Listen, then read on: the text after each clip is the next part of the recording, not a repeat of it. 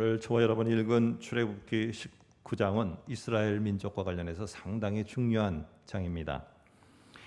대부분 우리가 이해하고 있는 것은 여기 보면은 거룩한 백성이 되리라 라는 말씀 때문에 6절에 나오는 거룩한 백성이 되리라 라는 이 말씀 때문에 이 출애굽기 19장이 시내 광야에서 시내산에 올라간 모세를 통해서 이스라엘 민족이 이제로부터 지금 19장서부터 이제 거룩한 백성, 하나님의 백성이 되는 아주 중요한 시점이다라고 이렇게 우리가 종종 알고 있습니다. 그런데 우리가 좀 잠시 생각을 해보면은요, 정말 19장이 출애굽기 19장이 하나님의 백성이 되는 시발점이냐라고 했을 때 우리는 조금 아니다라는 것을 알 수 있습니다. 그 이유는 왜 그러냐 하면은요, 출애굽기 이미 3장과 4장에서 하나님께서 이스라엘 민족을 당신의 백성이라고 칭해 주셨어요. 한번 한 4군데 정도만 찾아보겠습니다. 앞에 화면을 보셔서 따라오시면 좋을 것 같습니다. 자, 보시면은 내 백성의 고통을 분명히 보고라고 이렇게 3장 7절에 말하고요. 내 백성 이스라엘 자손을 애굽에서 인도하여 내게 하리라. 이렇게 말하고 있습니다. 여기도 내 백성이라고 말하고요. 나의 장자 그리고 나의 아들 다 이게 3장 4장에서 말하고 있어요. 그러니까 이미 이 3장 4장에 이미 출애굽하기도 전에 이스라엘 민족은 하나님의 백성으로 하나님께서 인정을 해주셨다는 겁니다. 자, 이러면은 오늘 이 출애굽기 19장은 하나님의 백성으로 이제는 시작하는 이스라엘 민족 이게 아니고 더 중요한 하나님의 백성으로서의 이스라엘 민족이 도대체 뭐냐 하는 겁니다. 하나님의 백성으로서의 이스라엘 백성이 어떻게 사는 게 하나님의 백성 이스라엘의 모습이냐, 이거 아주 중요하다. 너희들이 가는 가나안 땅은 진짜 낯선 땅이야.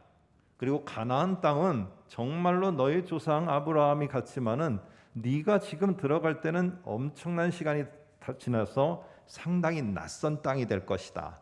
거기에 네가 들어가서 지금 어떻게 해야 되는지, 도대체 네가 하나님의 백성이 왜 됐는지, 내가 너를 왜 불러냈는지, 이거 상당히 중요하다. 이거 잊어버리면은 내가 너를 갖다가 그렇게 공들여 갖고 불러서 인도하여 여기까지 오고 앞으로 가나안 땅에 들여보내려는 목적이 진짜 흐려지게 되는 거야. 너 이거 잊어버리면 안 돼. 라고 하면서 이 이스라엘 민족에게 하나님의 백성이 뭘 하는 것이 하나님의 백성이냐, 이거를 분명하게 가르쳐주는 시작점. 이래서 이게 19장이 이래서 중요한 것입니다. 자, 우리 19장 4절을 한번 볼까요? 4절에 보면은 이렇게 돼 있습니다. 제가 좀 포인트를 주기 위해서 색깔을 이렇게 달리했기 때문에 화면을 보시면은 좀 더 유익할 것 같아요. 한번 보시면 이렇게 말합니다. 내가 애굽 사람에게 어떻게 행하였음과 내가 어떻게 독수리로 너희를 업어 내가 너희를 내게로 인도하였음을 너희가 보았느니라 라고 이렇게 말하고 있습니다. 여러분, 오늘 여기 보면은요, 우리의 지금 관심은 이걸 빨간 글씨로 해놓기 전에는 어디에 관심이 있느냐, 이집트에서 종살이 하다가 나왔다는 데 관심이 있어요. 그리고 내가 여러 가지 고생을 하다가 다 이 고생이 끝나고 이제는 이집트에서 자유하게 됐다는 게 포인트입니다. 그런데 오늘 여기다가 색깔을 칠해놓고 보면은요, 이 일어나는 사건과 환경이 포커스 포인트가 아니고요, 내가가 포커스가 됩니다. 결국에 뭐냐 하면은 내가 나 하나님이 하면서 하나님에게 모든 것을 집중하도록 지금 하고 있어요. 그러니까 지금 여기에 중요한 것은 하나님, 나입니다. 근데 5절도 보시면은 계속 반복됩니다. 세계가 다 내게 속하였나니 너희가 내 말을 잘 듣고 내 언약을 지키면 너희는 모든 민족 중에서 내 소유가 되겠고. 여러분, 그래서 우리가 지금 여기서 4절 5절을 보면서 놓치지 말아야 되는 건 뭐냐면은요, 어떻게 된다든지 무슨 일이 벌어진다든지 이 상황이 아니고 나라는 하나님이 여기에 포커스라는 거야. 그럼 왜 여기에 강조점을 뒀느냐? 하나님이 이집트에서 데려 나오고 하나님이 인도하셨고 하나님이 부르셨어요. 그런데 내가 하나님이 했다는 거예요. 그러면 자 여기서 왜 내가 했겠느냐라고 지금 하나님은 묻고 있는 겁니다. 왜 내가 했겠느냐? 이집트에서 고생한 내 백성이 이제는 이집트에서 종살이 하면서 너무 힘들었으니까 이제는 니네가 이게 평안하게 쉴 수 있는 주택을 짓고 노후를 보장하고 먹을 것이 풍성한 가나안 땅에 들어가서 편안히 살 수 있도록 내가 해줄게. 이거를 위해서 불렀느냐라는 겁니다.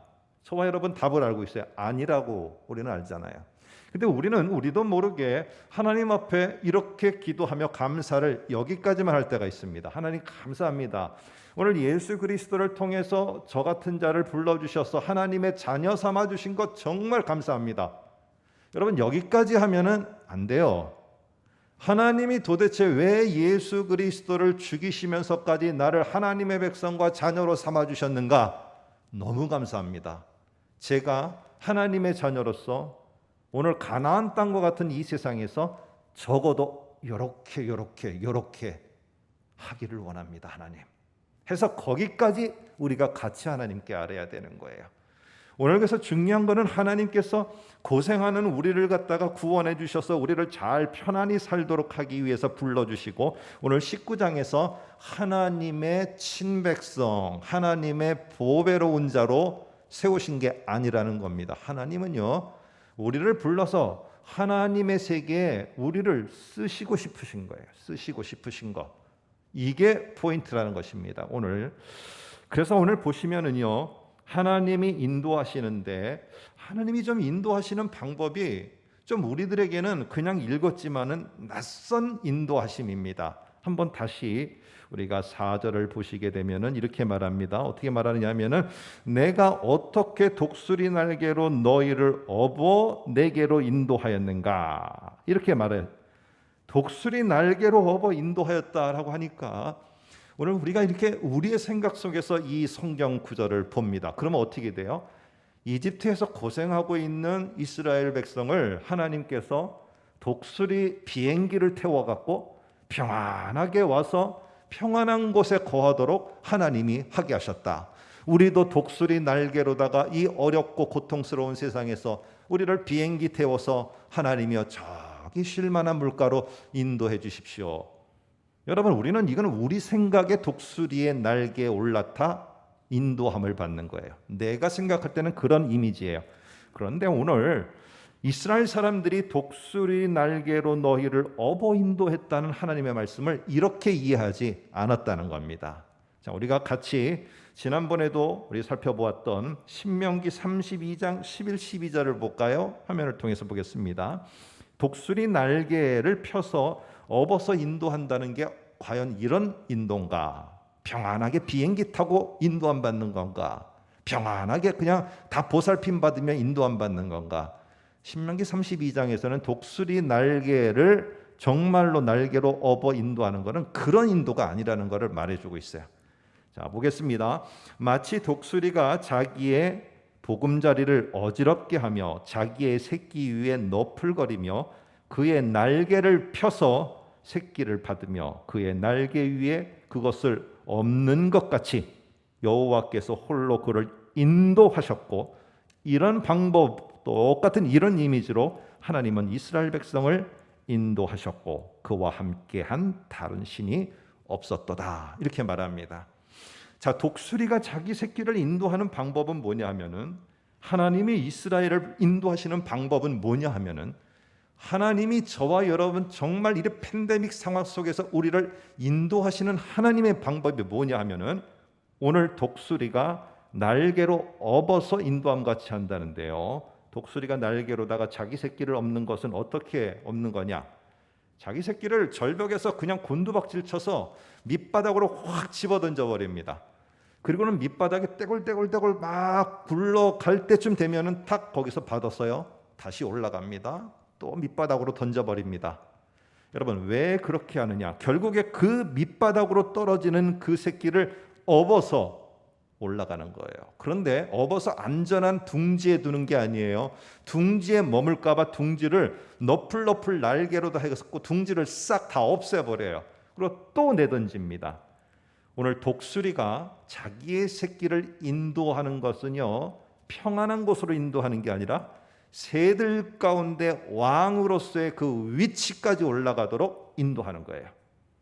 여러분, 이렇게 가기 위해서는 자기의 소중한 집, 터전, 둥지를 싸그리 없애버려야 돼요. 왜? 새끼가 거기에 숨지 않도록. 그리고 힘들지만은 저 밑바닥으로 곤두박질 쳐서 어느 타이밍인가 날개를 쫙 펴며 올라갈 수 있도록 정말 힘들게 인도한다는 것입니다.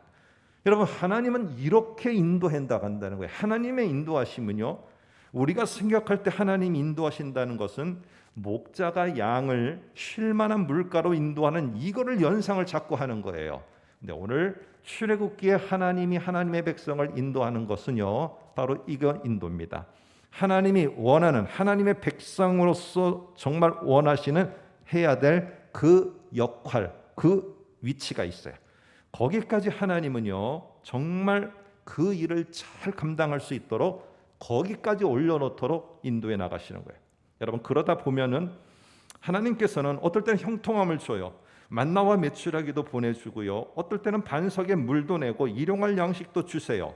그런데 오늘 여기에 보면은 불안하고요, 두렵고 막 광야처럼 헐벗고 정말 민낯이 다 드러나도록 너무너무 고통스러운 것도 하나님이 같이 보내요. 왜? 이래야지만은 결국엔 뭐가 되느냐? 이러는 것들 속에서 하나님이 이러는 모든 것들은 내가 좀 뭐를 얻었다고, 내가 뭔가 한번 직장에 입사를 했다고, 내가 학교에 입학을 했다고, 아니면 내가 뭔가 사업에 좀 이렇게 특출나게 성공을 했다고, 여기에 포커스를 두지 않기 때문에 그래요. 하나님은 이 모든 되고 안 되고 이 모든 것들을 수단으로 여기시지 최종 목적으로 여기시는 게 아니에요. 하나님이 우리를 인도하실 때 우리가 어떤 것을 해서 잘 되고 모든 것이 성공했다, 이거는 나의 목적이고 나의 목표지 하나님은 그게 목적이 아니고 그게 목표가 아니에요. 그렇게 인도해 가시지 않으세요. 하나님의 목표와 하나님의 목적은 뭐냐? 하나님의 백성이 하나님의 백성으로서의 역할을 할 때까지 인도해 가시는 거예요. 그때까지 하나님은요, 광야도 보내요. 갑자기 절벽에서 곤두박질 치는 일도 보내요. 그런데 하나님은요, 그 속에서 분명한 거는요, 뭐라고 말하느냐? 이게 좋든 나쁘든 끝은 아니라는 거예요. 최종 목적은 아니라는 거예요. 아무리 팬데믹 이상이 오더라도 내가 계획하는 게 이게 끝은 아니라는 거예요.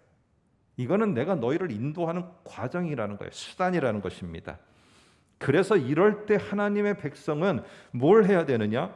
왜 물이 없습니까? 왜 먹을 게 없습니까? 왜 광야입니까? 하나님, 이것 좀 제발 없애주세요. 나에게 반석에 물을 주시고 일용할 양식 좀 주세요. 물론 기도해야 되죠. 필요하니까. 그러나 그것이 목적이 돼서는 안 된다는 거예요.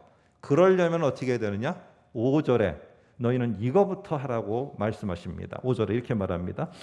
세계가 다 내게 속하였느니 너희가, 그 다음 말입니다, 내 말을 잘 듣고 내가 너희에게 약속한 것들 절대로 여기에서 끝나지 않는다, 이거를 꼭 언약을 니네가 기억하고 지키라 라고 이렇게 말합니다. 여러분, 그랬어요. 잘 된다고 좋아하면서 이게 내가 다 된 것 같이 생각할 필요 없습니다. 내가 너무 어려워서 갇혀있고 너무 쪼여오는 상황 속에서 낙심하며 포기할 필요 없어요. 우리가 다시 하나님의 말씀을 잘 들으면은 하나님이 이러신 분이구나. 이게 여기가 끝이 아니고 이게 수단이고 하나님의 최종 목적은 내가 하나님의 백성, 보배로운 백성이 되는 것이 하나님의 최종 목적이구나. 이게 알면은요, 오늘 우리 속에서 상황이 이렇든 저렇든 좋든 안 좋든 꺾였든 아니면 펼쳐졌든 그 속에서 하나님의 인도하심은 지속되고 있다는 것을 보게 되어집니다. 여러분, 하나님이 인도하시는 모든 과정, 직장에 입학했습니까? 축하드립니다. 그러나 그거는 최종 목적이 아니라 수단입니다. 오늘 여러분들 뭐 하시다 좀 안 됐습니까? 참 위로드립니다. 그러나 그건 수단이지 최종 목표가 아닙니다. 하나님의 인도하심은요, 내가 수고를 했기 때문에 대가를 나에게 주시는 그런 인도하심 아닙니다. 하나님의 인도하심은 하나님의 새로운 세계 속에서 하나님이 계획하시는 놀라운 새 일을 할 사람들, 그 사람들을 불러서 그 일을 반드시 어떤 일이 있어도 하게 하시는 것, 이게 하나님의 인도하심입니다. 이 역할을 할 자들이 누구냐? 5절을 다시 보시기 바랍니다. 이렇게 말합니다. 세계가 다 내게 속하였느니 너희가 내 말을 잘 듣고 내 언약을 지키면 너희는 모든 민족 중에서, 그 다음 말입니다, 민족 가운데서, 모든 민족 중에서 민족 가운데서 내 소유가 되겠고, 이렇게 말합니다. 하나님의 소유. 그래서 여기에 원래는 소유라고 우리 성경에 되어 있습니다만은 원래 이 번역이요, 소유도 괜찮지만은 이 보배라는 말, 보배라는 말로도 조금, 보물이라는 말로도 조금 이게 애매합니다. 그렇지만 어쨌든 소유, 보배라는 것은 이런 의미입니다. 하나님께서 이스라엘 백성에게 10가지 재앙을 보내면서 홍해도 건너게 하시고 여러 가지로 다 정말 지극정성으로 우리로 표현하면은요, 정말 공을 들였어요. 그래서 그 공을 들여서 하나님의 백성이 딱 돼서 너무너무 소중하게 돼서 자기 옆에다 딱 두셨어요. 이유가 뭘까요? 고생했으니까 이제 내 집에 와서 좀 평안히 살고 평안히 먹고 평안히 쉬어라. 아닙니다. 내 옆에다 뒀다가요, 언젠가 때가 되면은 이것을 갖다가 거기에 정말로 아낌없이 가서 이제는 네가 그 일을 해라 하고 그 중요한 역할을 맡기려고 지금 옆에다 둔 거예요. 이 옆에다 좋은 아주 소중한 역할을 하도록 하기 위해서 옆에 둔 거, 그래서 꼭 간직하고 있는 거, 이게 소유, 보배라는 말입니다. 하나님의 소유. 여러분, 그런데요, 어떤 환경이 이 하나님의 보배를 갖다가 무너뜨리려고 그래요. 어떤 환경이 자꾸만 그 하나님의 보배, 하나님의 백성을 자꾸만 해하고 빼앗고 무너뜨리려고 그래요. 여러분, 그러면 하나님이 그냥 있겠습니까? 그냥 안 있어요. 왜냐? 내가 이걸 갖다가 어떻게 해서 나의 보배와 소유로 삼았는데 내가 이거를 갖다가 망가지도록 그냥 두겠느냐는 거예요. 하나님 절대 그러시지 않으세요. 그래서 저와 여러분들은요, 정말로 하나님은요, 우리를 포기하지 않으세요. 우리를 결코 나를 나몰라라 하지도 않으세요. 왜? 하나님의 보배인데요. 드라마나 이런 데 가끔 보면은요, 어떤 할머니 한 분이, 할머니 아니고 뭐 중년 이상 된 여성, 우리 어머니가 은행에서 돈을 찾아갖고 온 거예요. 돈을 찾아갖고 오는데 그 돈이 뭐냐? 자기 아이의 입학금이에요. 근데 이 입학금을 누군가가 가로채려고 뭐라 그럽니까? 옆에 탁 채가는 뭐 이런 자가 와서 돈을 가방을 뺏어가려고 한다면은 갑자기 그 어머니 여성에게 없던 힘이 생깁니다. 절대로 안 뺏기려고. 막 그 온몸이 멍투성이가 돼서 맞는 한이 있더라도 안 뺏기려고 합니다. 왜? 이게 내 자녀의 정말로 앞일에 중요한 것이기 때문에. 여러분, 하물며 그 정도인데도 그런데 하나님이 그렇게 해서 하나님의 보배로 만들어 놓은 우리를 이 팬데믹이라는 이 상황과 여건 속에서 모른다? 니네 이제 너희 될 대로 되라. 하나님이 그렇게 하신다고요? 여러분, 그거는 하나님의 인도하심의 방법이 아닌 거예요. 오늘 하나님은 절대로 자기의 소유되고 자기의 보배는 것을 끝까지 지켜가십니다. 오늘 이런 하나님의 소유와 관련해서 우리가 잘 읽지 않는 성경이지만 정말 중요한 성경 한 구절이 있거든요. 말라기 3장 17절이에요. 한번 화면을 통해서 한번 저희가 같이 봤으면 좋겠어요. 이렇게 말합니다. 나는 내가 정한 날에, 이 정한 날이라는 건 뭐냐 하면은 예루살렘이 이 바벨론 침공 이후에 무너지고 성벽이 무너지고 모든 터전들이 다 무너져 버렸어요. 그런데 하나님께서 약속하신 그 기한이 찼을 때 그 모든 것들이 다시 회복될 것이라는 거예요. 그 정한 날이에요. 근데 그 정한 날에 그들을, 유다 백성들을 나의 특별한 소유로 삼을 것이요 라고 이렇게 말합니다. 이때 나의 특별한 소유로서 역할을 그때 빛나게 할 것이다. 근데 그게 바로 뭐냐면요, 무너진 성벽과 성전을 재건의 역군들이 되고요, 무너진 신앙을 다시 회복시키는 에스라와 같은 제사장 그 그룹들의 역동적인 일들이 일어나도록 하는 것을 말합니다. 근데 그렇게 하는 역동적인 일을 하는 자들을 뭐라고 지칭하느냐? 나의 특별한 소유들이다 라고 말합니다. 내가 그때를 위해서 준비한 거예요. 그런데 그때 상황이 딱 되니까 하나님이 다 투입시키는 겁니다. 여러분, 오늘 이런 모습처럼요 19장 6절에서도 똑같이 말합니다. 왜 보배로 세웠느냐? 다시 출애굽기 돌아가면 왜 보배로 세웠느냐? 하나님의 소유의 중요한 역할은요 이렇게 말합니다. 너희가 내게 대하여 제사장 나라가 되며 거룩한 백성이 되리라. 이렇게 말해요. 이 말은 우리가 여기 출애굽기에서도 이렇게 이해할 수 있습니다만, 우리가 한번 신약하고 연결하는 차원에서 이 말을, 이 성경을 베드로전서 2장 9절에서 인용을 하거든요. 베드로 사도가. 한번 거기로 우리가 점프해서 같이 성경을 이 화면을 통해서 보겠습니다. 베드로전서 2장 9절에 보니까 너희는 택한 족속이요 왕 같은 제사장들이요 거룩한 나라요 그의 소유된 백성이니, 이러면서 하나님께서 너희를 택하셨고 너희를 구별하셨고 예수 그리스도를 십자가에 못 박아 죽이시면서까지 너희를 보배로운 하나님의 그 소중한 보물들로 두셨다. 너희들 잊지 말아라. 그런데 두신 이유가 뭐냐? 여기 분명하게 필요한 거는 확신이에요. 반드시 하나님이 이렇게까지 정말 공들였어요. 예수를 십자가에 죽으면서까지 우리를 갖다가 구별하시고 구원하시고 보배로운 소유로다가 삼아주셨어요. 그런데 하나님이 이렇게 공을 들이셨는데 옆에 그냥 가만히 있어 아니라는 겁니다. 너희를 분명하게 사용하시기 위한 거라는 거예요. 그래서 2장 9절 베드로전서 2장 9절 뒤에 보면 이렇게 말합니다. 너희를 어두운 데서 불러내어 그의 기이한 빛에 들어가게 하신 것은 바로 그분의 아름다운 덕을 선포하게 하려 함이라. 하나님이 얼마나 위대하신 분인가, 하나님이 얼마나 탁월하신 분인가, 이거를 지금 너희들을 통해서 하나님이 선포되어지기를 원하고 있다는 겁니다. 여러분, 이스라엘 백성을 이집트에서, 광야에서 계속적으로 하나님은 이런 방법 저런 방법으로 인도하셨어요. 이유가 뭡니까? 가나안 땅에 들어가서 너희가 경험한 그 하나님이 얼마나 탁월하고 위대한 분인가를, 여호와라는 분이 이런 분인가를 선포하기를 원하신 거예요. 근데 놀랍게도요, 이스라엘 이 민족이 들어가서 선포도 하기 전에 여호수아서에 보면은 오늘 그들은요 이미 알고 있었어요. 오늘 광야를 지날 때 다른 민족들은 벌써 이스라엘이 오는데 너무 두려운 거예요. 두려운 이유가 뭐냐면은 그들과 함께하는 여호와가 어떤 분인지를 알고 들었기 때문에. 생각해 보세요.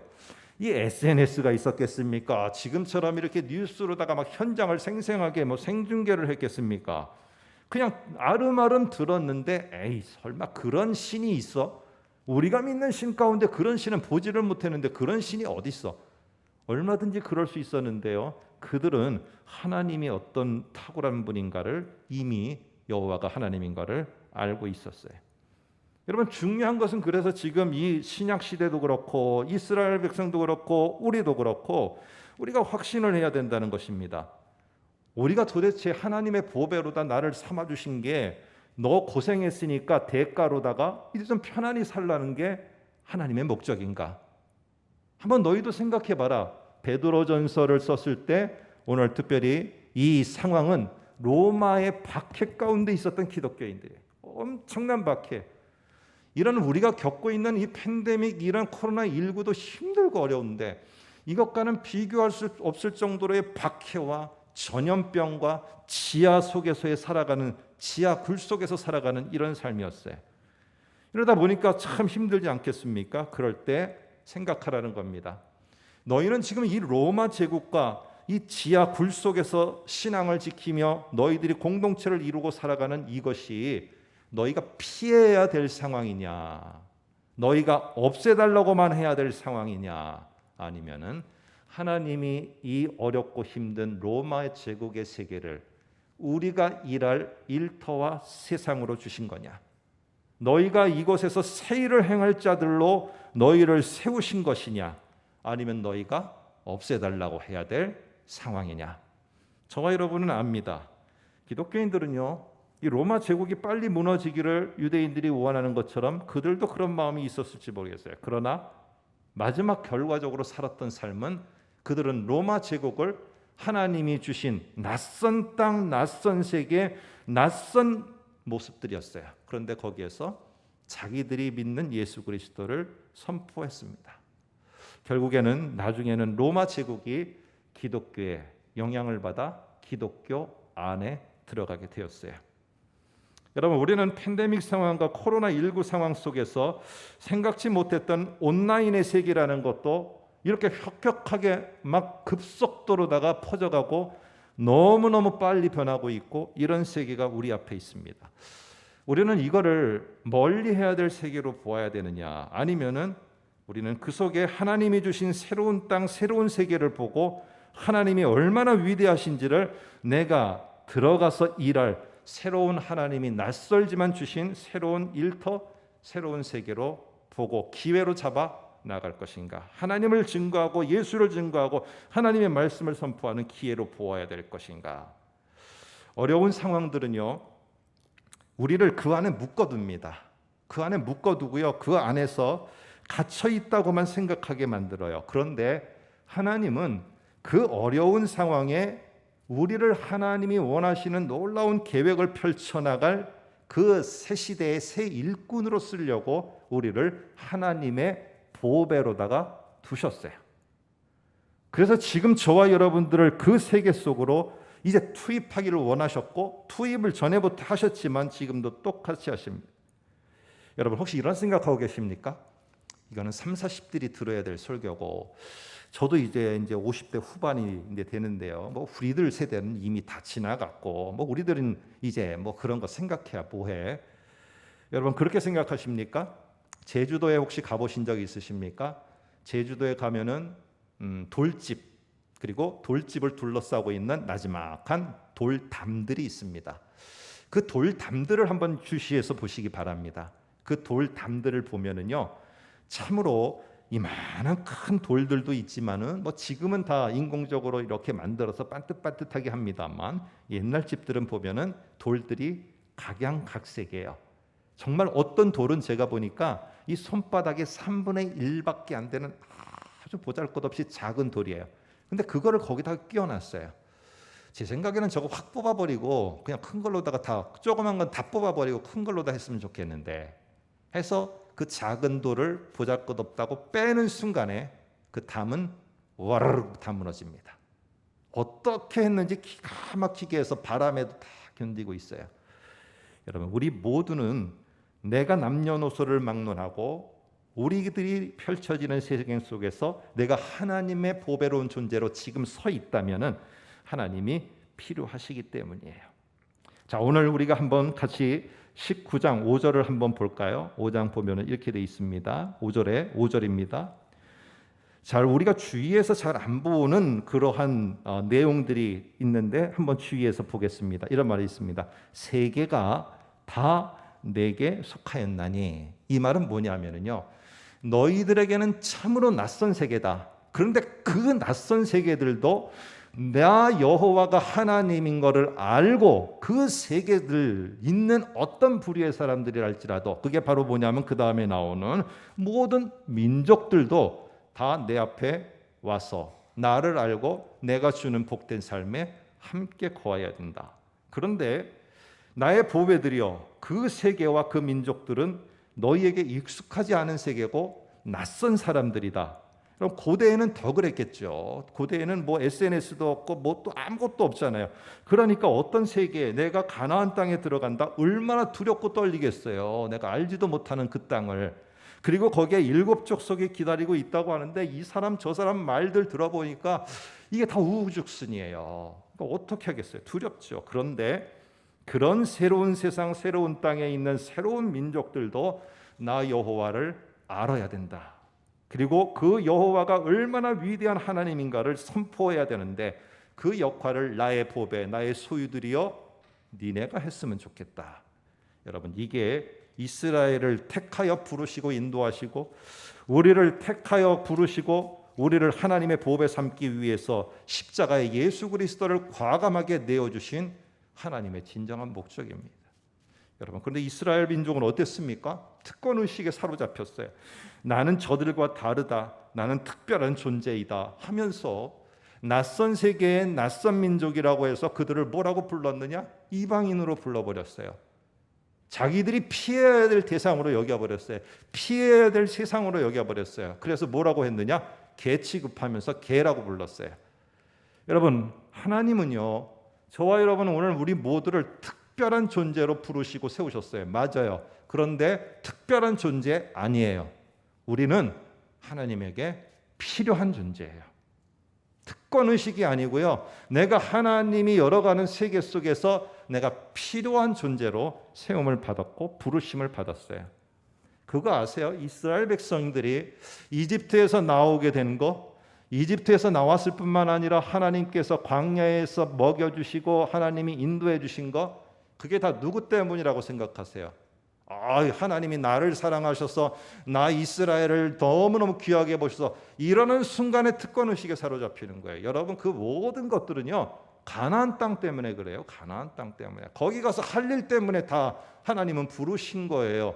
가나안 땅에 대한 하나님의 큰 그림과 큰 계획과 가나안에서 하시고자 함이 없으시면은요, 출애굽도 없는 거고 광야에 먹는 것도 없고 인도 안 받는 것도 없는 거예요.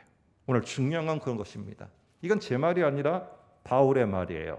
한번 바울의 말을 직접 들어보겠습니다. 직접은 아니고 오늘 성경을 통해서 들어보겠습니다. 로마서 1장 14절입니다. 한번 보실까요?